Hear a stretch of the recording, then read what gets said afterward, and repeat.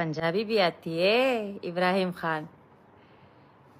कम है। ओ मैं निकला ओ गड्डी लेके और रस्ते पे ओ सड़क पे एक मोड़ आया, मैं उत्ते दिल छोड़ आया।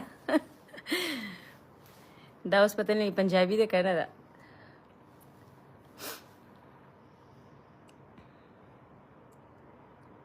खजी खा मानना।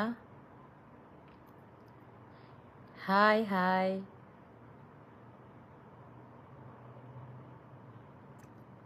मैसेज खुद राजी बोली ना राजी वाह करा।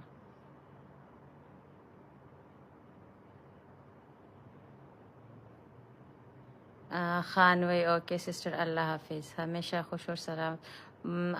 बहुत आपका बहुत बहुत शुक्रिया। अल्लाह आपको भी खुश रखे, सलामत रखे और हर मुश्किल से महफूज रखे आप सबको।